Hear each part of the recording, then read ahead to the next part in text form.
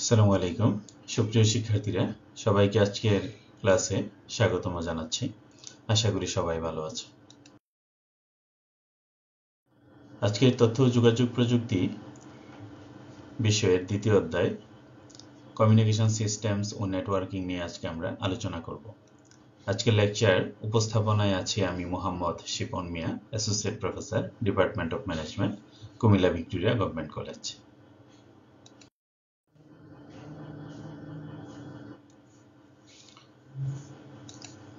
প্রিয় শিক্ষার্থীরা, তোমরা আজকের ক্লাসটি যদি প্রথম থেকে শেষ পর্যন্ত ভালোভাবে দেখো তাহলে তোমরা বলতে পারবে ডেটা কমিউনিকেশনের মাধ্যমগুলো কি কি, ডেটা কমিউনিকেশনের মাধ্যমগুলোকে কত ভাগে ভাগ করা হয়েছে এবং বিভিন্ন মাধ্যমগুলোর মধ্যে তুলনা করতে পারবে।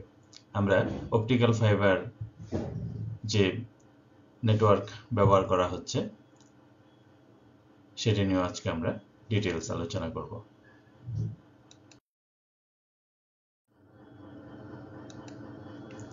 তো শুরুতেই আমরা আসি ডেটা কমিউনিকেশনের মাধ্যম কি। তো ডেটা কমিউনিকেশনের মাধ্যমকে দেখো প্রথমত দুভাগে ভাগ করা যায়, একটা হলো গাইডেড মিডিয়া আর একটা হলো আনগাইডেড মিডিয়া। ডাটা যে সেন্ডারের কাছ থেকে রিসিভারের কাছে ট্রান্সমিট হয়, যে মাধ্যমটা ব্যবহার করে এই ডাটা ট্রান্সমিশন প্রক্রিয়াটি সম্পাদিত হয়, সেই মাধ্যমটাকে দুটি ভাগে ভাগ করা হয়েছে, একটা হলো গাইডেড মিডিয়া আর একটা হলো আনগাইডেড মিডিয়া।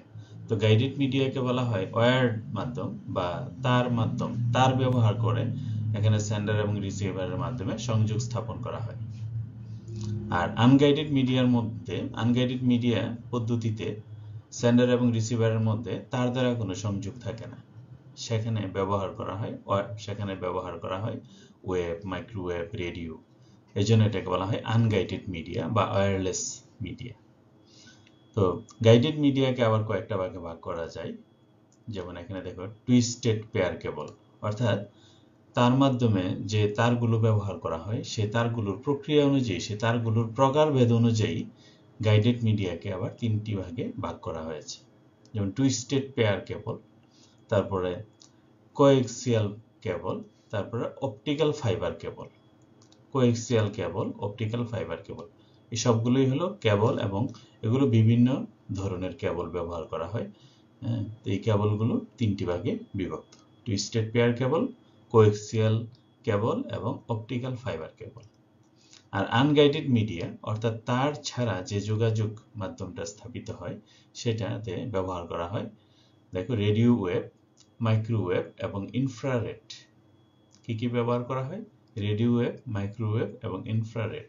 তোমাদেরকে যদি জিজ্ঞেস করা হয় যে মাইক্রোওয়েভ এটা কোন ধরনের ট্রান্সমিশন মিডিয়া, এটা কি গাইডেড মিডিয়া নাকি আনগাইডেড মিডিয়া, তো অবশ্যই তোমরা বলতে পারবে এটা হলো আনগাইডেড মিডিয়া। তো যাই হোক, ট্রান্সমিশন মিডিয়া প্রধানত দুই প্রকার, গাইডেড মিডিয়া বা ওয়্যার্ড মিডিয়া আর একটা হলো ওয়্যারলেস মিডিয়া বা আনগাইডেড মিডিয়া। তো এখানে আমরা দেখব তার মাধ্যম বা গাইডেড মিডিয়া বলতে কি বোঝায়। গাইডেড মিডিয়া কাকে বলে? তার মাধ্যম। গাইডেড মিডিয়ার বাংলা হলো তার মাধ্যম। তাহলে এখানে বোঝাই যাচ্ছে যে এখানে তার ব্যবহার করা হচ্ছে। এই যে দেখো, এই যে চিত্রটা আমরা দেখতে পাচ্ছি, এই যে তোমরা চিত্রটা দেখতে পাচ্ছ, ওয়্যার্ড ট্রান্সমিশন মিডিয়া, অর্থাৎ এখানে তার ব্যবহার করা হচ্ছে। এখানে দেখো প্রত্যেকটা কম্পোনেন্টস এর সাথে এখানে তার দ্বারা সংযুক্ত। এই যে কম্পিউটার 1, কম্পিউটার 2, কম্পিউটার 3, তারপরে এই যে দেখো প্রিন্টার, তারপরে এই যে ইন্টারনেট, এই যে জায়গাগুলো, এই প্রত্যেকটার সাথে কি তার দ্বারা কানেকশন। তাহলে এই তার দ্বারা কানেকশনটা তৈরি করা হয়েছে বলে এখানে সেন্ডার এবং রিসিভার হিসেবে যে কম্পোনেন্টস গুলো আছে সেগুলোর মধ্যে যোগাযোগের মাধ্যম হলো তার। এই জন্য এটাকে বলা হচ্ছে ওয়্যার্ড ট্রান্সমিশন মিডিয়া বা তার মাধ্যম। তো তার মাধ্যম হিসেবে এই যে দেখো বিভিন্ন ধরনের তার ব্যবহার করা হয়। এটি হলো কপার টুইস্টেড পেয়ার, তারপরে কপার কোএক্সিয়াল কেবল, এটি হলো অপটিক্যাল ফাইবার কেবল। তো এগুলো তার মাধ্যম। এই যে তারের যে ট্রান্সমিশন, তার দ্বারা যে ট্রান্সমিশন মিডিয়াটা তৈরি করা হয়েছে, এখানে এই তারগুলো, এই ধরনের তারগুলো সাধারণত ব্যবহার করা হয়ে থাকে। তাহলে তার মাধ্যম বলতে আমরা কি বুঝবো? ডেটা কমিউনিকেশনের ক্ষেত্রে ধাতব পদার্থ দিয়ে তৈরি মাধ্যম, এই মাধ্যমকে ডেটাকে গাইড করে প্রেরক যন্ত্র থেকে গ্রাহক যন্ত্রে নিয়ে যায় বলে এই মাধ্যমকে গাইডেড মাধ্যম বলা হয়। তো এই যে তার মাধ্যমকে আমরা এখানে গাইডেড মিডিয়া বা গাইডেড মাধ্যম হিসাবে আমরা দেখছি। তো কেন আসলে গাইডেড মিডিয়া বলা হয়, তার মাধ্যমও বলা হয় আবার গাইডেড মিডিয়া বলা হয় কেন? আসলে গাইডেড মিডিয়া বলা হয় এই জন্য কারণ এখানে ডিজিটাল সিগন্যালটাকে তার দিয়ে গাইড করে সেন্ডার থেকে রিসিভারের যন্ত্রে নিয়ে যাওয়া হয়, এই জন্য এটাকে গাইডেড মিডিয়া বলা হচ্ছে।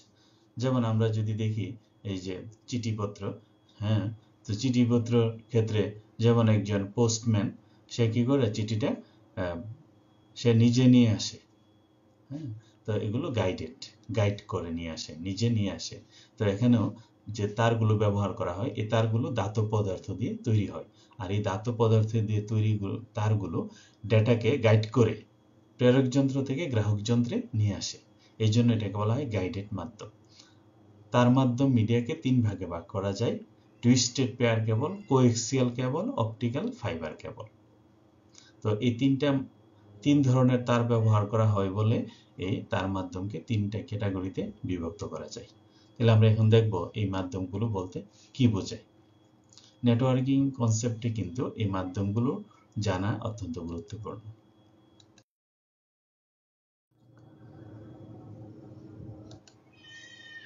তার মাধ্যমের বিভিন্ন বিষয়গুলো আলোচনা করার পূর্বে আমরা দেখে নেই তারহীন মাধ্যম বলতে কি বোঝায়। তো তারহীন মাধ্যম বলতে তার ছাড়া যে যোগাযোগটা সম্পাদন হয়, অর্থাৎ ওয়্যার ছাড়া যে যোগাযোগ মাধ্যমটা তৈরি হয় সেটা হলো তারহীন যোগাযোগ মাধ্যম। যেমন এই যে দেখো এখানে বিভিন্ন যে ডিভাইসগুলো আছে, কম্পিউটার, মোবাইল ফোন, তারপরে প্রিন্টার, তারপরে এই যে বিভিন্ন ধরনের যে কম্পোনেন্টসগুলো দেখা যাচ্ছে, বিভিন্ন ধরনের যন্ত্রাংশগুলো দেখা যাচ্ছে, এগুলির মধ্যে যে যোগাযোগটা সম্পাদন হচ্ছে এই যোগাযোগের মধ্যে কিন্তু তার নেই, অর্থাৎ তারা এই ডিভাইসগুলো তার দ্বারা যুক্ত নয়। তাহলে এরা কি দ্বারা যুক্ত? এরা বিভিন্ন ধরনের ওয়েব দ্বারা যুক্ত। তো এই তার ছাড়া এই যোগাযোগ মাধ্যমটা তৈরি হয়েছে বলে এটাকে বলা হয় তারহীন মাধ্যম বা ওয়্যারলেস মিডিয়া বা আনগাইডেড মিডিয়া। আনগাইডেড বলা হচ্ছে কেন? কারণ হলো এখানে প্রেরক যন্ত্র থেকে গ্রাহক যন্ত্রে ট্রান্সমিশন সিগন্যালগুলোকে বা ডিজিটাল সিগন্যালগুলোকে নিয়ে আসার জন্য কোনো গাইড ব্যবহার করা হয় না। যেমন ওখানে তার ব্যবহার করা হয়েছে গাইড হিসেবে, এখানে কোনো তার ব্যবহার করা হয় না, গাইড ব্যবহার করা হয় না, এই জন্য এটাকে বলা হয় আনগাইডেড মিডিয়া ট্রান্সমিশন। তাহলে আনগাইডেড কেন? এখানে তার নেই বলে এখানে আনগাইডেড মিডিয়া ট্রান্সমিশন। তাহলে এখানে দেখো তারহীন, ওয়্যারলেস কথাটির অর্থই হলো তারবিহীন। তারবিহীন যোগাযোগ বা ওয়্যারলেস কমিউনিকেশন হলো এমন ধরনের যোগাযোগ যেখানে কোনো তার বা কেবলের প্রয়োজন হয় না। ওয়্যারলেস কমিউনিকেশন সাধারণত রেডিও ওয়েভ ব্যবহার করা হয়। ওয়্যারলেস কমিউনিকেশনের মিডিয়াকে 3 ভাগে বিভক্ত করা যায়। যেমন এখানে দেখতে পাচ্ছি আমরা রেডিও ওয়েভ, মাইক্রোওয়েভ এবং ইনফ্রারেড ব্যবহার করা হয়। তো এই যে ওয়েভগুলো ব্যবহার করা হচ্ছে, এখানে দেখো এই যে ব্লুটুথ ডিভাইস, তো ব্লুটুথ ডিভাইস কিন্তু এই ওয়েভকে ব্যবহার করে সে কি করছে? গ্রাহক যন্ত্র থেকে প্রেরক যন্ত্রে ডেটা ট্রান্সমিশনের কাজটুকু সম্পাদন করছে। তাহলে আমরা আশা করি বুঝতে পারছো যে তোমরা তারহীন যোগাযোগ মাধ্যম বলতে কি বোঝায়। আমরা এই রেডিও ওয়েভ, মাইক্রোওয়েভ, ইনফ্রারেড এগুলোর সম্পর্কে আমরা ডিটেলস আলোচনা এর পরের লেকচারে দেখব। এই লেকচারে আমরা শুধুমাত্র তার মাধ্যম নিয়ে আলোচনা করব ডিটেলস।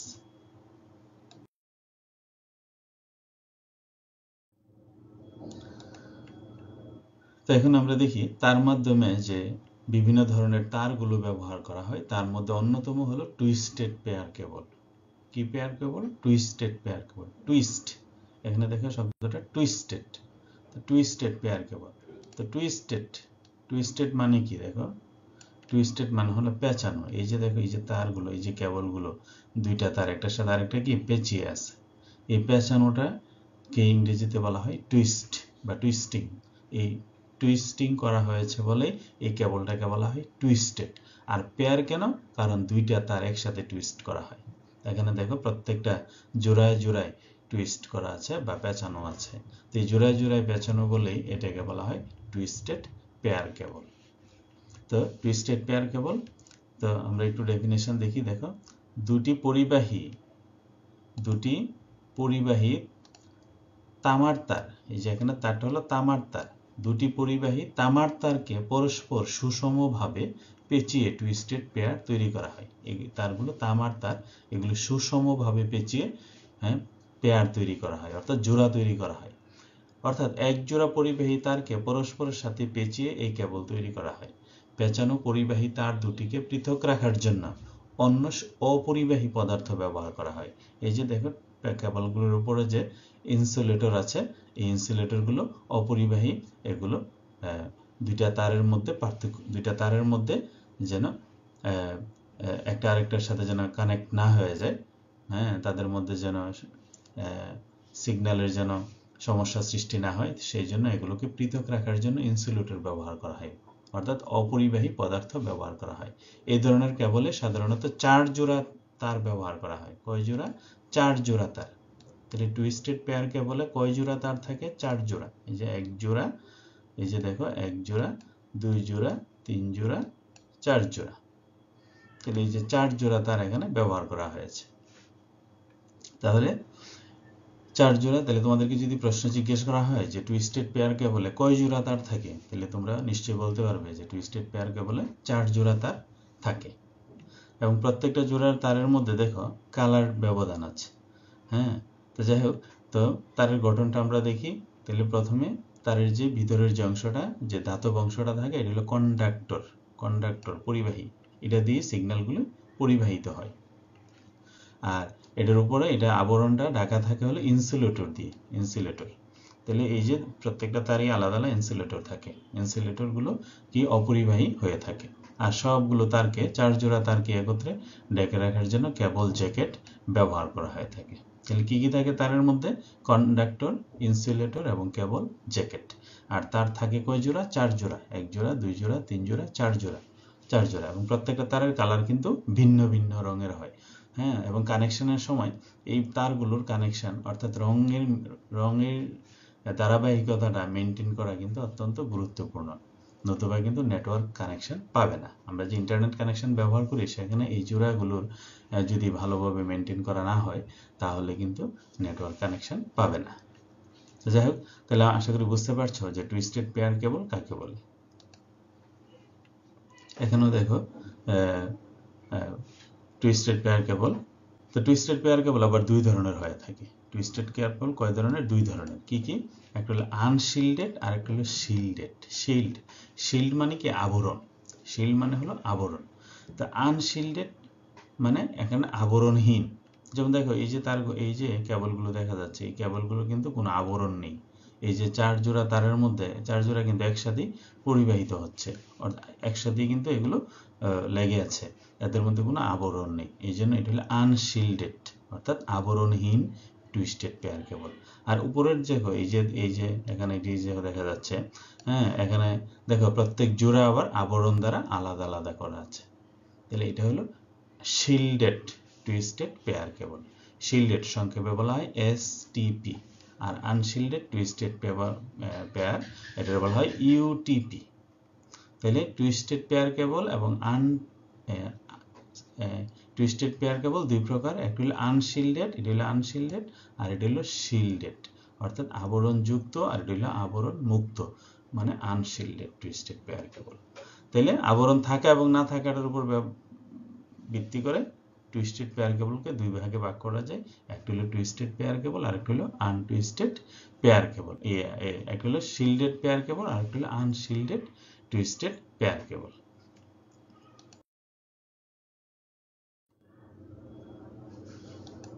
তো এখন আমরা দেখব আনশিল্ডেড টুইস্টেড পেয়ার কেবলের বিষয় সম্পর্কে আমরা আরো ডিটেইলস জানবো। আনশিল্ডেড, তো তোমরা দেখতেই পাচ্ছ এই যে উপরের যে কেবলটা আছে, এটা আনশিল্ডেড টুইস্টেড পেয়ার কেবল। তো এখানে অতিরিক্ত কোনো আবরণ থাকে না বা শিল্ড থাকে না। তো দেখো এখানে ইউটিপি এর স্ট্যান্ডার্ড, ইউটিপি এর স্ট্যান্ডার্ড সাধারণত CAT 5 এবং CAT 6, এই দুইটা তার খুব জনপ্রিয়। ইউটিপি তারের যে ক্যাটাগরি আছে, এই ক্যাটাগরির মধ্যে CAT 5 এবং CAT 6, অর্থাৎ এগুলো তারের নাম। CAT 5 এবং CAT 6 হলো ইন্টারনেট কানেকশনে ব্যবহৃত হয় এই তারগুলো। CAT 5 এবং CAT 6 নামে এগুলো এই তারগুলো ক্রেতাদের কাছে খুবই জনপ্রিয়। তাহলে ইউটিপির মধ্যে কি তোমাকে জিজ্ঞেস করা হয় ক্যাট 5 এবং ক্যাট 6 এগুলি কোন ধরনের কেবল, তো তোমরা এগুলো অবশ্যই বলবে এগুলো হলো আনশিল্ডেড টুইস্টেড পেয়ার কেবল। এবং আনশিল্ডেড টুইস্টেড পেয়ার কেবলের এগুলোর ব্যান্ডউইথ তোমরা এর আগের ক্লাসে জেনেছো ব্যান্ডউইথ কি। এটার ব্যান্ডউইথ হলো সাধারণত 10 Mbps অর্থাৎ 10 মেগাবাইট পার সেকেন্ড, এবং এটা দিয়ে খুব বেশি দূর পর্যন্ত নেটওয়ার্ক কানেক্ট করা যায় না, এখানে 100 মিটার পর্যন্ত এটা সীমাবদ্ধ। তো স্বল্প দূরত্বে নেটওয়ার্ক স্থাপন করার জন্য এই আনশিল্ডেড টুইস্টেড পেয়ার কেবল ব্যবহার করা হয় 100 মিটার পর্যন্ত। এবং এখানে দেখো ইএমআই, এই সিস্টেমের মধ্যে ইএমআই খুব বেশি। ইএমআই মানে কি? ইএমআই হলো ইলেকট্রোম্যাগনেটিক ইন্টারফারেন্স। ইলেকট্রোম্যাগনেটিক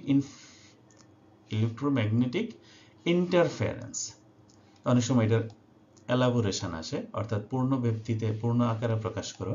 তো ইএম হলো ইলেকট্রোম্যাগনেটিক আর আই হলো ইন্টারফারেন্স। তো ইলেকট্রোম্যাগনেটিক ইন্টারফারেন্স মানে কি? অর্থাৎ এই তারগুলো দিয়ে যখন সিগন্যাল প্রবাহিত হয়, এই সিগন্যাল বাহিরের অনেক কিছুর কারণে আবহাওয়া বা বাহিরের যে তাপমাত্রা, বিভিন্ন কিছুর কারণে এই সিগন্যালগুলোর মধ্যে যে পরিবাহিত হয় এগুলো ডিস্টারবেন্স সৃষ্টি হয়, প্রতিবন্ধকতার সম্মুখীন হয়ে থাকে। এটাকে বলা হয় ইএমআই।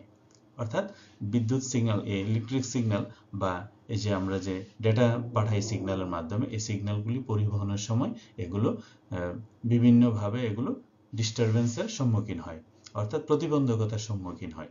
এই প্রতিবন্ধকতাই হলো ইএমআই, ইলেকট্রোম্যাগনেটিক ইন্টারফারেন্স। তো এখানে প্রতিবন্ধকতার সৃষ্টি হলে আমরা ডাটা ডিস্টর্টেড হয়ে যায়, নেটওয়ার্ক গতি কমে যায়, বিভিন্ন ধরনের ঝামেলা সৃষ্টি হয়। তাহলে এই ধরনের নেটওয়ার্কে অর্থাৎ আনশিল্ডেড টুইস্টেড পেয়ার কেবলে ইএমআইটা অনেক বেশি থাকে। আর এবার আসো আমরা দেখি শিল্ডেড টুইস্টেড পেয়ার কেবল। এই যে এটা দেখতে পাচ্ছ, এটা শিল্ডেড টুইস্টেড পেয়ার কেবল। এখানে দেখো প্রত্যেকটা জোড়া আলাদা আলাদা করে শিল্ড সৃষ্টি করা হয়েছে। তাহলে এটার গঠনটা যদি আমরা দেখি, দেখো সবার উপরে থাকে আউটার জ্যাকেট। এটা কি করে? তারটাকে ভালোভাবে তারটাকে ঢেকে দেয়, যেন বাইরের বিভিন্ন প্রাকৃতিক দুর্যোগে বা বিভিন্ন কারণে যেন তারটা ক্ষতিগ্রস্ত হতে না পারে, বাহিরের জ্যাকেট। তারপরে এখানে তো ফয়েল শিল্ড, এটার ভিতরে আবার ফয়েল দ্বারা এটারে পেঁচানো থাকে, জড়িয়ে রাখা হয় যেন এটা নষ্ট না হয়। এরপরে দেখো কি থাকে, এটা দেখো পেয়ার শিল্ড। এটা আবার এই জোড়াটাকে আবার আবরণ দিয়ে ঢেকে রাখা হয়, এই জন্য এটাকে বলা হচ্ছে পেয়ার শিল্ড। আর এই যে মাথাগুলি বলা হচ্ছে, এটা বলা হচ্ছে কন্ডাক্টর। কি এটা? কন্ডাক্টর। আর এই যে দেখো সাদা অংশটা টুইস্টেড পেয়ার, অর্থাৎ দুইটা তার এখানে, এই জন্য এটাকে বলা হচ্ছে টুইস্টেড পেয়ার। তারপরে দেখো এই যে এই অংশটাকে বলা হচ্ছে ডেইন ওয়ার। কি? ডেইন ওয়ার। তাহলে এটা হচ্ছে শিল্ডেড টুইস্টেড পেয়ার কেবলের বর্ণনা। আমরা এটার গঠনটা বর্ণনা করলাম। তাহলে আমরা যদি এখানে দেখি, দেখো শিল্ডেড টুইস্টেড পেয়ার কেবল প্রতিটি পেঁচানো জোড়া তার অ্যালুমিনিয়াম বা পলিয়েস্টারের শক্ত শিল দ্বারা আবরণের ভিতরে থাকে, ফলে এই তার অনেক সুরক্ষিত থাকে। তাহলে ইউটিপির সাথে এসটিপির, দেখো ইউটিপি এতটা সুরক্ষিত না যতটা সুরক্ষিত এসটিপি থাকে। প্রতিটি শিল্ডের জোড়া আবার প্লাস্টিকের জ্যাকেটের মাঝে থাকে। এই যে প্লাস্টিকের জ্যাকেট আমরা দেখলাম, এই যে প্লাস্টিকের জ্যাকেটের মধ্যে থাকে। এর ব্যান্ডউইথ সাধারণত 16 Mbps। তাহলে ইউটিপি এর ব্যান্ডউইথ দেখো 10 Mbps, আর এসটিপির ব্যান্ডউইথ হলো 16 Mbps। তার মানে ইউটিপি থেকে এসটিপিটা আরো বেশি শক্তিশালী। তো এসটিপির দূরত্ব 100 মিটার পর্যন্ত, তো ইউটিপির দূরত্ব 100 মিটার পর্যন্ত। তার মানে এই মাধ্যমগুলো স্বল্প দূরত্বেই ব্যবহার করা হয়, 100 মিটার পর্যন্ত। তারপরে দেখো এসটিপি কেবলের বড় সুবিধা হলো এখানে ইএমআই এর প্রভাব হ্রাস পায়, তবে দূর হয় না। তাহলে এখানে যে ইএমআই, আমরা যে ইলেকট্রোম্যাগনেটিক ইন্টারফারেন্স দেখলাম, ডিস্টারবেন্সটা দেখলাম, আনশিল্ডেড টুইস্টেড পেয়ার কেবলে এই ডিস্টারবেন্সটা বেশি থাকে, আর শিল্ডেড টুইস্টেড পেয়ার কেবলে এই ইন্টারফারেন্সটা কম থাকে, কিন্তু দূর হয় না, এটা কমানো যায়। তাহলে এইটাই হলো মূলত এই শিল্ডেড টুইস্টেড পেয়ার কেবলের মূল সুবিধা। আশা করি তোমরা এটা বুঝতে পেরেছ।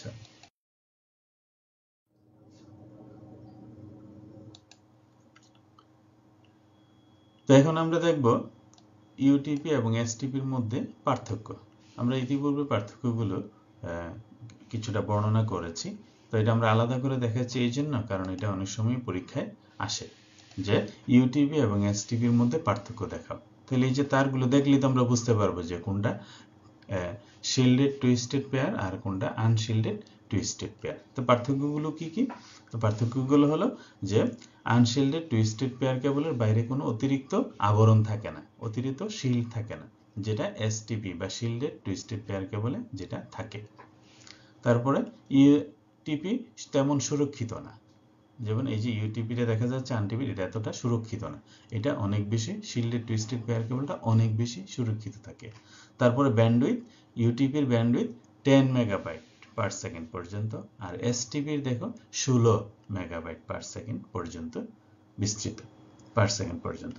আর ইএমআই, ইউটিপিতে ইএমআই এর প্রভাবটা খুব বেশি, ইলেকট্রোম্যাগনেটিক ইন্টারফারেন্সটা খুব বেশি, যার ফলে এখানে নয়েজ খুব বেশি, ডেটা ট্রান্সমিশন ডিস্টার্ব হয় অনেক বেশি। আর এসটিপিতে এটা অনেক কম, প্রভাব হ্রাস করা যায় কম এসটিপিতে। মূলত এগুলোই হলো ইউটিপি এবং এসটি এর মধ্যে পার্থক্য।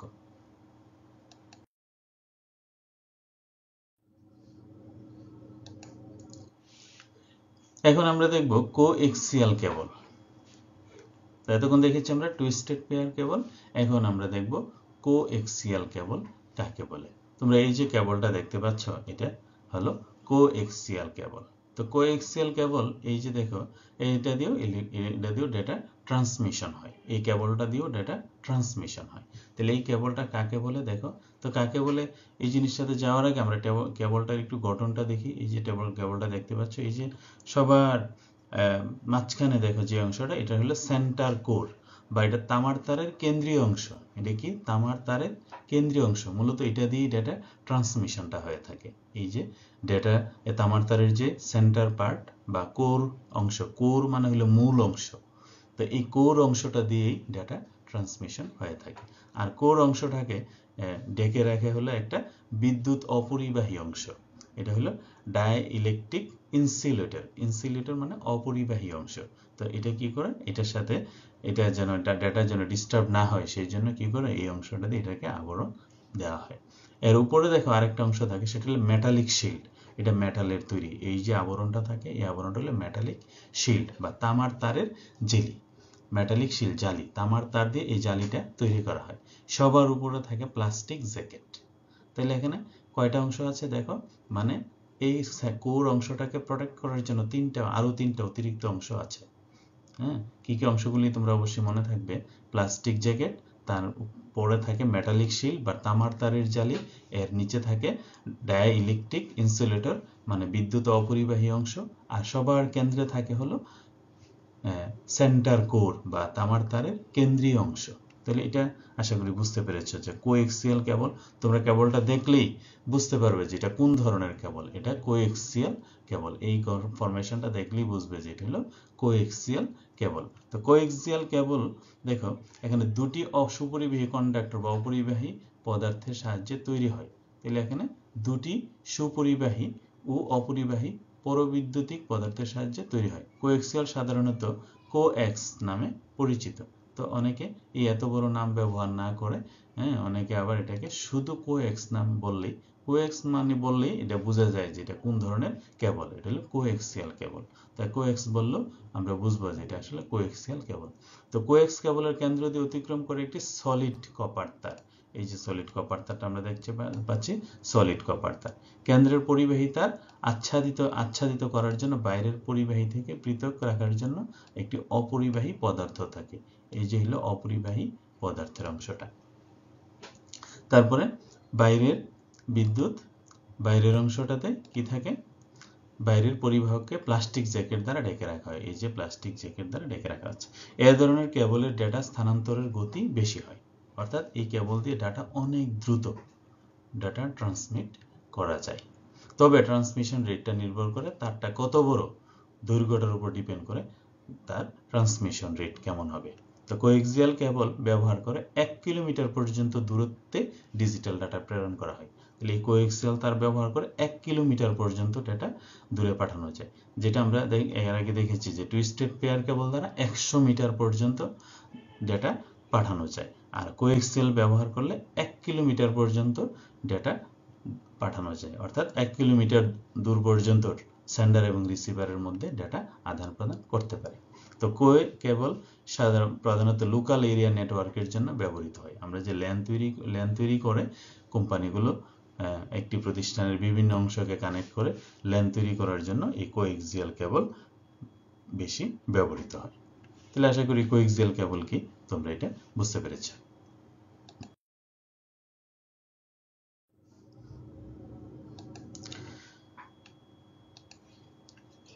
এখন আমরা দেখব যে কোএক্সিয়াল কেবল ব্যবহার করে যে নেট তৈরি করা হয়, যে ইন্টারনেট তৈরি করা হয়, এইটার আবার দুইটাই ভাগে ভাগ করা হয়েছে। কোএক্সিয়াল কেবল ব্যবহার করে যে নেটওয়ার্ক তৈরি করা হয়, এই নেটওয়ার্কটাকে প্রধানত দুই ভাগ করা যায়।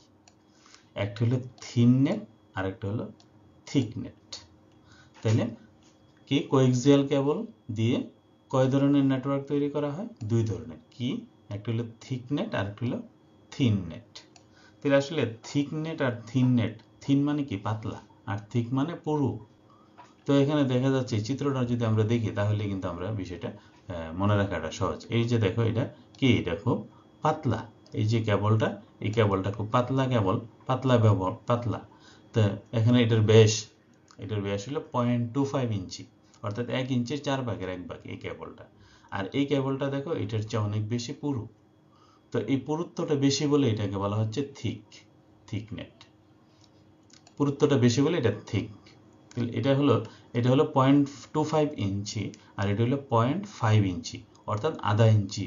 এটার যে থিকনেস এটা হলো প্রায় আধা ইঞ্চি আর এটা হলো 1 ইঞ্চির 4 ভাগের 1 ভাগ। তাহলে এটা হচ্ছে পাতলা আর এটা হলো ঘন, মানে ভারী। এটা হলো পাতলা।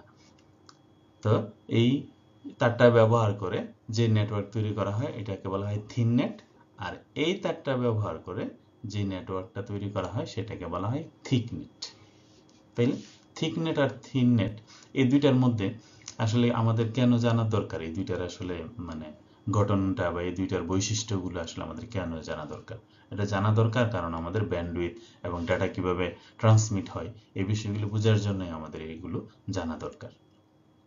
তাইলে আমরা প্রথমত বললাম যে থিন নেটের যে কেবলের ব্যাস কত? 0.25 ইঞ্চি। আর এইটা কোনো রিপিটার ছাড়া 185 মিটার দৈর্ঘ্য কেবল ব্যবহার করা যায়। কোনো রিপিটার ছাড়া 185 মিটার দৈর্ঘ্যের কেবল ব্যবহার করা যায়। রিপিটার, আমরা এই রিপিটার বিষয়গুলো আমরা এই চ্যাপ্টারে জানবো আরো পরে। তো এখন আপাতত নামটা শুনে রাখো, রিপিটার নেটওয়ার্কিং এ ব্যবহার করা হয়। তো থিন নেটের ক্ষেত্রে 185 মিটার দৈর্ঘ্য পর্যন্ত দৈর্ঘ্য তার কোনো রিপিটার ছাড়া ব্যবহার করা যায়। এই ধরনের নেটওয়ার্ককে 10 বেস নেটওয়ার্ক বলা হয়। 10 বেস 2 কি নেটওয়ার্ক? থিন নেটকে বলা হচ্ছে 10 বেস 2। এই যে দেখো 10 বেস 2 নেটওয়ার্ক। তো এখানে 10 বেস 2 মানে কি? তো 10 হলো ব্যান্ডউইথ, যেমন 10 মেগাবাইট পার সেকেন্ড, আর 2 হলো যে কেবলের দৈর্ঘ্য হলো 200 মিটার। কত? কেবলের দৈর্ঘ্য 200 মিটার। তাহলে 10 বেস 2। তাহলে এখানে 10 হলো কি? 10 হলো ব্যান্ডউইথ, অর্থাৎ 10 মেগাবাইট পার সেকেন্ড, আর 2 হলো 200 মিটার, কেবলের দৈর্ঘ্য 200 মিটার। আর থিক নেট কাকে বলে দেখো, যে থিক নেট এর ব্যাস হলো 0.5 ইঞ্চি, যেখানে এটা ছিল 0.25 ইঞ্চি আর এখানে হলো এটা 0.5 ইঞ্চি। কোনো প্রকার রিপিটার ছাড়া এটা 500 মিটার পর্যন্ত কেবল দ্বারা এটা ব্যবহার করা যায়। তাহলে দেখো থিক নেটের পাওয়ার থিন নেটের চেয়ে অনেক বেশি। এই ধরনের নেটওয়ার্কে বলা হয় 10 বেস 5। 10 বেস 5। তো 10 মানে কি? ব্যান্ডউইথ, মানে 10 মেগাবাইট পার সেকেন্ড, আর 5 মানে কি? 500 মিটার। তাহলে 10 বেস 5 এই কথাটার মানে কি? এই কথাটার মানে হলো 10 মেগাবাইট পার সেকেন্ড আর 5 হলো 500 মিটার। অর্থাৎ এখানে যে কেবলটা ব্যবহার করা হয়েছে এই কেবলটার দৈর্ঘ্য হলো 500 মিটার। তাহলে 10 বেস 5। তাহলে এই 10 বেস 5 এর কথাটার মিনিং, তারপরে 10 বেস 2 এর মিনিং আশা করি তোমরা বুঝতে পারছো। এগুলো অনেক সময় পরীক্ষাতে আসে, যে থিন নেট এবং থিক নেটের মধ্যে যে তারগুলো ব্যবহার করা হয়, এই ধরনের বিভিন্ন শব্দ, এই টেকনিক্যাল ওয়ার্ডগুলো তোমাদের অবজেক্টিভ বা এই যে জ্ঞানমূলক পরীক্ষায় কিন্তু এগুলো আসে। এই জন্য তোমরা এগুলো মনোযোগ দিয়ে দেখবা।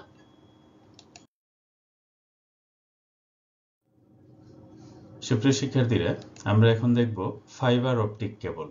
ফাইবার অপটিক কেবল কাকে বলে, ফাইবার অপটিক কেবল দিয়ে কিভাবে ডাটা ট্রান্সমিশন হয়, এই বিষয়গুলোর উপর আমাদের বিস্তারিত আলোচনা হবে। তো ফাইবার অপটিক কেবল কি আসলে? এই যে আমরা চিত্রগুলো দেখতে পাচ্ছি, এখানে যে তোমরা চিত্রগুলো দেখতে পাচ্ছ, এগুলো ফাইবার অপটিক্যাল কেবল। এই যে কেবলটা দেখা যাচ্ছে, এটা ফাইবার অপটিক কেবল। তো ফাইবার অপটিক কেবলকে বলা হয়, মানে আমরা যে কেবল, তার মাধ্যমে আমরা যে ডেটা সিগন্যাল ব্যবস্থাটা দেখি, যেমন সেখানে আমরা অলরেডি দুই ধরনের কেবলের কথা আলোচনা করেছি। একটা হলো টুইস্টেড পেয়ার কেবল, আরেকটা হলো কোএক্সিয়াল কেবল। তো এই দুইটি কেবল আমরা দেখেছি। তো আজকে যে আমরা ফাইবার অপটিক কেবল নিয়ে আমরা আলোচনা করতে যাচ্ছি, এই ফাইবার অপটিক কেবলের মধ্যে সবচেয়ে শক্তিশালী মাধ্যম বলা হয় ফাইবার অপটিক কেবলকে। তাহলে ফাইবার অপটিক কেবল দেখো, এটার এখানে কয় ধরনের, এই যে দেখো এখানে অনেকগুলো তার কিন্তু আছে। এই যে কেন্দ্রের মধ্যে এই যে স্বচ্ছ যে তারগুলো দেখা যাচ্ছে, এই যে তারগুলো দেখা যাচ্ছে, এটি তৈরি হয় সিলিকা দিয়ে, বা সিলিকা, কাঁচ বা স্বচ্ছ প্লাস্টিক দিয়ে এই যে এগুলো তৈরি করা হয়। তো এগুলো কাঁচকে মিডিয়া হিসেবে ব্যবহার করার কারণে এই যে এটার মধ্যে কোনো ইএমআই নেই। তো ইএমআই তোমরা অলরেডি জেনেছ, ইলেকট্রোম্যাগনেটিক ইন্টারফারেন্স। অর্থাৎ এখানে ইলেকট্রোম্যাগনেটিক ইন্টারফারেন্স বা বাইরের যে পরিবেশ আছে, বাইরের যে তাপমাত্রা আছে, জলীয় বাষ্প আছে, বা বাইরের যে বিভিন্ন ধরনের নয়েজ সৃষ্টিকারী যে এলিমেন্টসগুলো রয়েছে, সেই এলিমেন্টসগুলো এখানে কাজ করতে পারে না। অর্থাৎ আমরা দেখেছি যে টুইস্টেড পেয়ার কেবলে বা কোএক্সিয়াল পেয়ার কেবলে ইএমআই আছে, কিন্তু ফাইবার অপটিক কেবলে কোনো ধরনের ইএমআই নেই। এই জন্য এখানে ডেটা সিগন্যাল পরিবর্তিত হওয়ার কোনো ভয় নেই। অর্থাৎ ডেটা সিগন্যাল অত্যন্ত সুরক্ষিত থাকে এবং ডেটা সিগন্যাল স্পষ্টভাবে ট্রান্সমিট হয়ে থাকে খুব দ্রুত গতিতে। আর এখানে একটা জিনিস, যে এখানে ইলেকট্রিক সিগন্যাল কিন্তু এখানে ব্যবহার করা হয় না। অপটিক্যাল কেবলে তোমার এখানে ইলেকট্রিক সিগন্যালের পরিবর্তে এখানে লাইট সিগন্যাল ব্যবহার করা হয়। অর্থাৎ আলো ব্যবহার করা হয়, আলোর সিগন্যাল ব্যবহার করা হয়। আমরা যে আলো বলি, আলোর সিগন্যাল ব্যবহার করা হয়। এবং আলোর সংকেত এখানে দুইভাবে যেতে পারে, একটা লেজার এবং আরেকটা হলো লেড। লেড মানে লাইট ইমিটিং ডায়োড। এই দুই পদ্ধতিতে সংকেত যেতে পারে। এই যে তোমরা দুটি চিত্র দেখতে পাচ্ছ, এই যে প্রথমটা হচ্ছে লেড, মানে লাইট ইমিটিং ডায়োড পদ্ধতিতে ডেটা ট্রান্সমিট হচ্ছে, আর আর দ্বিতীয়টা হচ্ছে লেজার পদ্ধতিতে ডেটা ট্রান্সমিট হচ্ছে। তাহলে কয় পদ্ধতিতে ডেটা ট্রান্সমিট হয়? দুই পদ্ধতিতে। একটা হলো লেড ইমিশন ট্রান্সমিশন মেথড, আর একটা হলো লেজার ট্রান্সমিশন মেথড। লেড মানে কি? লাইট ইমিটিং ডায়োড, আর একটা হলো লেজার ট্রান্সমিশন মেথড। তাহলে এখানে এই যে দুটি মেথড মধ্যে দেখো এখানে যে data transmission bandwidth 100 megabyte per second থেকে 2 গিগাবাইট পার সেকেন্ড পর্যন্ত ডেটা ট্রান্সমিট হতে পারে। তার মানে এখানের গতি, ফাইবার অপটিক কেবলের গতি অনেক বেশি। 100 মেগাবাইট পার সেকেন্ড থেকে 2 গিগাবাইট পার সেকেন্ড পর্যন্ত ডেটা এখন এই তারের মধ্য দিয়ে ডেটা প্রবাহিত হতে পারে। তো বর্তমানে যে সমুদ্রের মধ্য দিয়ে, সাগরের যে তলদেশ দিয়ে এই ফাইবার অপটিক কেবল এক মহাদেশ থেকে আরেক মহাদেশ, অর্থাৎ সারা পৃথিবীকে এই ফাইবার অপটিক কেবলের দ্বারা সংযোগ স্থাপন করা হয়েছে। সারা পৃথিবীকে একত্রিত করে ফেলা হয়েছে এই ফাইবার অপটিক কেবলের দ্বারা। বাংলাদেশও এই ফাইবার অপটিক কেবলের, বাংলাদেশও এটার অংশ আছে। বাংলাদেশও এখন ফাইবার অপটিক কেবল ব্যবহার করছে। তাহলে এই যে ফাইবার অপটিক কেবল, এটা আসলে কে আবিষ্কার করেছে? ফাইবার অপটিক কেবল তোমরা জানো কি, যে এই যে ফাইবার যে আলোর পূর্ণ প্রতিফলন হয়, এটা আবিষ্কার করেন সুইস পদার্থবিদ ড্যানিয়েল কলোডন। এটা আবিষ্কার করেছে অর্থাৎ একজন সুইজারল্যান্ডের পদার্থবিজ্ঞানী ড্যানিয়েল কলোডন, এবং ফরাসি পদার্থবিদ জ্যাকবস বেভিনেট 1840 সালে এই ফাইবার, অর্থাৎ ফাইবারের মধ্য দিয়ে যে আলোর মাধ্যমে যে ডাটা ট্রান্সমিশন হতে পারে, এই আলোর ট্রান্সমিশন, এই ব্যবস্থাটা, প্রতিফলন ব্যবস্থাটা প্রথম আবিষ্কার করা হলো এই দুইজন ব্যক্তি। তাহলে ফাইবার অপটিক কেবলটা কি এটা সম্পর্কে একটা বেসিক ধারণা তোমরা এখানে আশা করি পেয়েছো। আমরা আরো ডিটেইলস আলোচনা করব এটা। প্রিয় শিক্ষার্থীরা, এখন আমরা দেখব ফাইবার অপটিক কেবলের গঠন প্রণালী। ফাইবার অপটিক কেবল কিভাবে গঠিত হয়। তো তোমরা এই যে পাশে যে চিত্রগুলি দেখতে পাচ্ছ যে ফাইবার অপটিক কেবল, এগুলো সবগুলোই প্রায় ফাইবার অপটিক কেবল, বিভিন্ন অংশগুলো এখানে দেখানো হচ্ছে। এই যে উপরের চিত্রটা দেখো, এখানে ফাইবার অপটিক কেবলের মূলত 3টি অংশ নিয়ে এখানে ফাইবার অপটিক কেবল গঠিত হয়। তো প্রথম অংশটা হলো কোর, এটা গ্লাস দিয়ে তৈরি হয় বা কাঁচ দিয়ে তৈরি হয় অথবা স্বচ্ছ প্লাস্টিক দিয়ে এই অংশটা তৈরি হয়ে থাকে। এটা হলো কোর। এটি দিয়ে মূলত ডেটা ট্রান্সমিশনটা হয়ে থাকে এবং এক একটা এই যে কোরের এগুলো 100 মাইক্রোমিটার পর্যন্ত হয়ে থাকে। মাইক্রোমিটার অর্থাৎ 1 মিটারেরও 100 ভাগের 1 ভাগ, মাইক্রোমিটার, 100 মাইক্রোমিটার পর্যন্ত হয়ে থাকে এটা। আর আলোক সিগন্যাল, এই যে ডেটা সিগন্যাল যে আসে, এখানে কিন্তু ইলেকট্রিক সিগন্যালে ডেটা আসে না, এখানে ডেটাগুলো আসে লাইট দিয়ে, ইলেকট্রিক সিগন্যাল আসে না, এখানে আসে আলোক সিগন্যাল দিয়ে এখানে ডেটা ট্রান্সমিশন হয়ে থাকে। তাহলে এখানে কোর অংশটি তোমরা আসলে করি দেখতে পাচ্ছ এবং বুঝতে পারছো। ঠিক এখানে দেখো, এটা হলো কোর অংশ।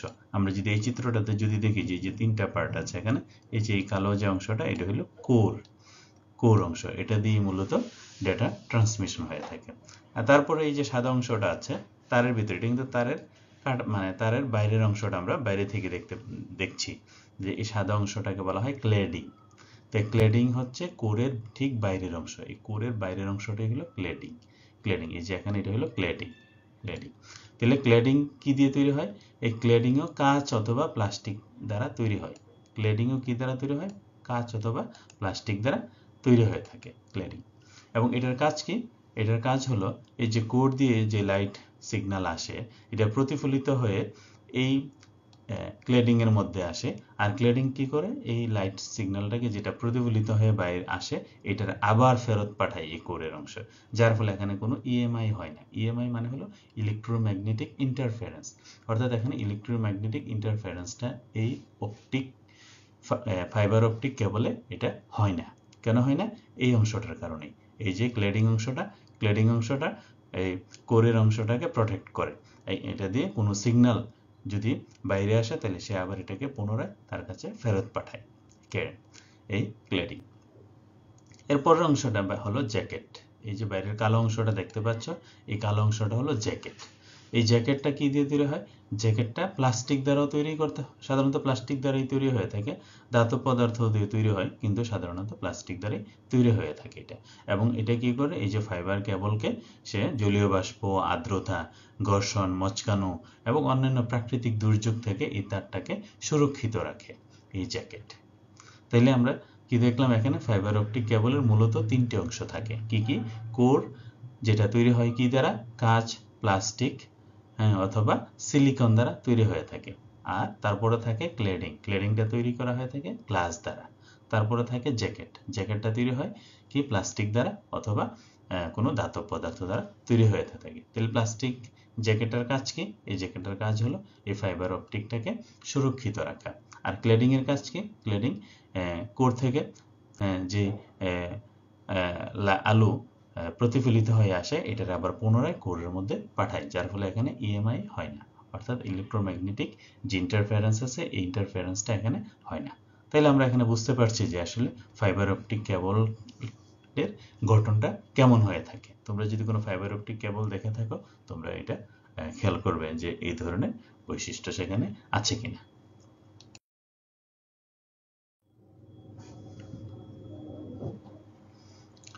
এখন আমরা দেখব ফাইবার অপটিক কেবলের প্রকারভেদ। ফাইবার অপটিক কেবলকেও আবার 2 ভাগে ভাগ করা যায়। এই যে দেখো, এখানে এটা একটা ফাইবার অপটিক কেবলের প্রকার, আর দ্বিতীয়টা একটা ফাইবার অপটিক কেবলের প্রকার। এখানে এটাকে বলা হয় সিঙ্গেল মোড ফাইবার, আর এটা হলো মাল্টি মোড ফাইবার। কি কি? সিঙ্গেল মোড ফাইবার আর একটা হলো মাল্টি মোড ফাইবার। তাহলে এটা কিভাবে ভাগ করা হয়?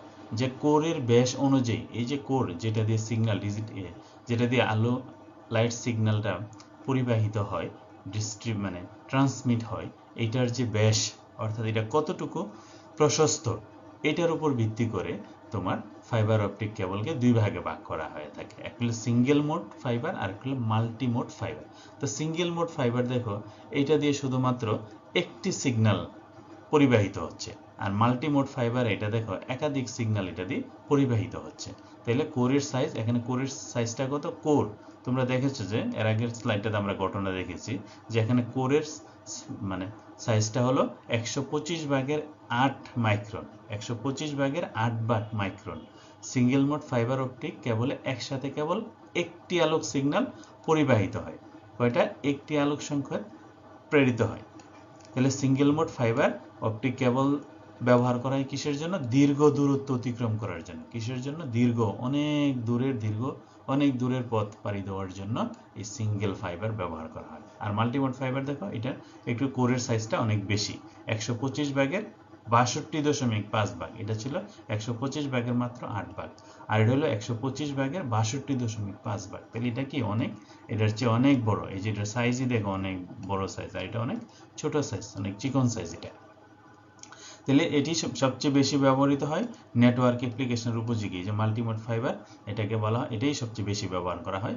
এবং মাল্টিমোড ফাইবার কি, মাল্টিমোড মানে কি একাধিক, একই সাথে একাধিক আলোক সংকেত এটা প্রেরণ করে থাকে, একই সাথে একাধিক আলোক সংকেত সে প্রেরণ করে থাকে, এই জন্য এটাকে বলা হচ্ছে মাল্টিমোড ফাইবার অপটিক। তাহলে ফাইবার অপটিক কেবল কয় প্রকার, ফাইবার অপটিক কেবল মূলত দুই প্রকার, কি কি, সিঙ্গেল মোড ফাইবার আর একটা হলো multi mode fibre. Single mode কেন বলা হচ্ছে, এটা দিয়ে শুধুমাত্র একটি আলোক সিগন্যাল পরিবাহিত হতে পারে, আর একটি আলোক সিগন্যাল এটা দিয়ে যেতে পারে। আর মাল্টি মোড ফাইবার দিয়ে অনেক আলোক সিগন্যাল একসাথে পাঠানো যায়, অর্থাৎ অনেকগুলো ডেটা মাধ্যমে এখানে একসাথে ব্যবহার করা যায়। তাহলে আশা করি তোমরা এটা বুঝতে পেরেছো যে ফাইবার অপটিক কেবল কত প্রকার ও কি কি। তো এখন আমরা দেখব এই যে এতক্ষণ বিভিন্ন ধরনের ওয়্যার্ড মাধ্যমগুলো আমরা ব্যবহার করে আলোচনা দেখেছি। যেমন আমরা এখানে দেখেছি টুইস্টেড পেয়ার কেবল, আমরা দেখেছি কোএক্সিয়াল কেবল, আমরা দেখেছি ফাইবার অপটিক কেবল। তো এগুলির মধ্যে আসলে পার্থক্য কি, গঠনগত বা এগুলোর মধ্যে বিভিন্ন ধরনের সুবিধা অসুবিধা আছে, এই সুবিধা অসুবিধাগুলো নিয়ে মূলত আমরা এখানে এই স্লাইডটাতে আমরা এটা আলোচনা করব। তাহলে এই যে বিভিন্ন ধরনের যে তার মাধ্যম বা গাইডেড মাধ্যম আছে, এই গাইডেড মাধ্যমগুলোর সুবিধা অসুবিধা এবং অন্যান্য বৈশিষ্ট্যগুলো নিয়ে আমরা এখানে আলোচনা করব। তাহলে কি কি দেখো, এখানে প্রথমে যদি আমরা আসি যে থিকনেট কোএক্সিয়াল কেবল, তোমরা কোএক্সিয়াল কেবলের কথা মনে আছে তোমাদের, থিকনেট কোএক্সিয়াল কেবল, আর একটা ছিল থিননেট কোএক্সিয়াল কেবল। থিকনেটের কোএক্সিয়াল কেবলের মাধ্যমে সর্বোচ্চ সে কত মিটার কভারেজ করতে পারে, 500 মিটার পর্যন্ত অতিক্রম করতে পারে থিকনেট দ্বারা। আর ব্যান্ডউইথ কত, এখানে থিকনেটের ব্যান্ডউইথ হলো 10 মেগাবাইট পার সেকেন্ড।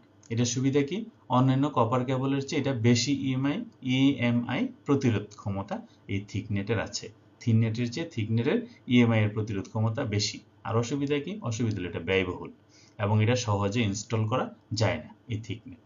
আর থিননেটের বৈশিষ্ট্যগুলো কি, এটা থিকনেট যেখানে 500 মিটার, থিননেট সেখানে মাত্র 185 মিটার। এটার ব্যান্ডউইথ কিন্তু 10 মেগাবাইট পার সেকেন্ড, এবং এটার চেয়ে থিকনেটের সুবিধা কি, এটা সস্তা। থিকনেট ফাইবার অপটিক এবং থিকনেট থেকে সস্তা এবং সহজে এটা স্থাপন করা যায়, এবং এটার ব্যান্ডউইথ সীমিত, তবে সব ক্ষেত্রে এটার ব্যান্ডউইথ সীমিত এবং সব ক্ষেত্রে এই থিকনেট ব্যবহার করা যায় না। এসটিপি মানে কি, শিল্ডেড টুইস্টেড পেয়ার কেবল, আরেকটা ছিল আনশিল্ডেড টুইস্টেড পেয়ার কেবল। তো এই দুইটা টুইস্টেড পেয়ার কেবলেরই কিন্তু দূরত্ব সর্বোচ্চ 100 মিটার, আর ব্যান্ডউইথও সমান 10 মেগাবাইট পার সেকেন্ড। সুবিধা কি, সুবিধা হলো এসটিপি সুবিধা হলো এটাতে খরচ কম, থিননেট এবং ইউটিপি এর চেয়ে ইএমআই প্রতিরোধ ক্ষমতা বেশি এসটিপিতে, আর ইউটিপিতে অর্থাৎ আনশিল্ডেডে ইএমআই এর প্রতিরোধ ক্ষমতা কম, এবং এটা আরেকটা এটার সুবিধা হলো এটা কম দামি, এটা সস্তা। হ্যাঁ, সীমিত ব্যান্ডউইথ খারাপ সিগন্যাল, ভয়েস সিগন্যালের জন্য, অর্থাৎ যেখানে ইউটিপি ব্যবহার করা হয় সেখানে কিন্তু ব্যান্ডউইথ খুবই সীমিত থাকে এবং সিগন্যালও কিন্তু খুব ভালো হয় না। ভয়েস সিগন্যালের জন্য ব্যবহার করা হয়, এখানে ভিডিও সিগন্যালের জন্য সাধারণত ইউটিপি ব্যবহার করা হয় না, কম ব্যবহার করা হয়। তারপরে দেখো ফাইবারের ক্ষেত্রে দেখো সিঙ্গেল মোড ফাইবার আর মাল্টি মোড ফাইবার, যেটা আমরা একটু আগে আলোচনা করেছি। সিঙ্গেল মোড ফাইবারে এটা 3 কিলোমিটার পর্যন্ত এটা কাভারেজ করতে পারে। মাল্টিমোড ফাইবার 2 কিলোমিটার পর্যন্ত। আর গতি দেখো 100 মেগাবাইট পার সেকেন্ড থেকে 100 গিগাবাইট পার সেকেন্ড পর্যন্ত। আর মাল্টিমোড ফাইবার এটা 100 গিগাবাইট না, এটা হয়ে থাকে 9.92 অর্থাৎ 10 গিগাবাইটেরও কম মাল্টিমোড ফাইবার। আর সুবিধা কি? উচ্চ গতি, এটাতে উচ্চ গতি, এটাতে উচ্চ গতি। এটার মধ্যে সিঙ্গেল মোডে নিরাপত্তাটা বেশি থাকে, ইএমআই প্রতিরোধী। আর মাল্টি মোডে একসাথে একাধিক সিগন্যাল ট্রান্সমিট করতে পারে, এটা একসাথে একাধিক সিগন্যাল ট্রান্সমিট করতে পারে এবং এটা নিরাপদ এবং ইএমআই প্রতিরোধী। তবে খরচের দিক দিয়ে মাল্টি মোডটা একটু ব্যয়বহুল, সিঙ্গেল মোডটা একটু কম ব্যয়বহুল, কিন্তু এটাও অন্যান্যগুলির তুলনায় ব্যয়বহুল এবং ফাইবার অপটিক স্থাপন করাটা একটু জটিল। এবং সিঙ্গেল মোডে একসাথে অনেক সিগন্যাল প্রেরণ করা যায় না। আর মাল্টি মোডে যেহেতু এটা স্থাপন করা অত্যন্ত ব্যয়বহুল, হ্যাঁ, এবং এটা স্থাপন করাটাও অসুবিধাজনক এবং সব জায়গাতে গিয়ে এগুলো স্থাপন করা যায় না, এক্সপেন্সিভ। তাহলে আমরা এই যে বিভিন্ন ধরনের তার মাধ্যম যে আমরা এখানে ব্যবহার দেখলাম, তাদের বিভিন্ন বৈশিষ্ট্য, সুবিধা অসুবিধা, একটা তাদের মধ্যে একটা কম্প্যারিজন, একটা পার্থক্য দেখলাম।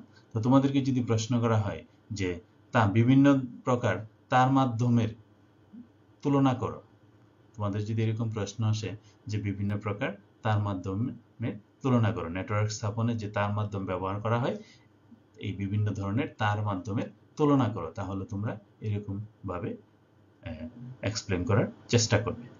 তো সুপ্রিয় শিক্ষার্থীরা, আশা করি আমরা যে তার মাধ্যম নিয়ে বিভিন্ন কথা বলেছি, বিভিন্ন ধরনের আলোচনা করেছি, তোমরা এগুলি বুঝতে পেরেছো।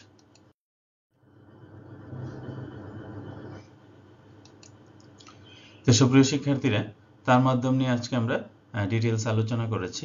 তো তোমরা যদি শুরু থেকে শেষ পর্যন্ত মনোযোগ দিয়ে যদি তোমরা এই লেকচারটি অনুসরণ করো, তাহলে তোমরা তার মাধ্যম সম্পর্কে তোমরা অনেক বিস্তারিত বিষয় জানতে পারবে।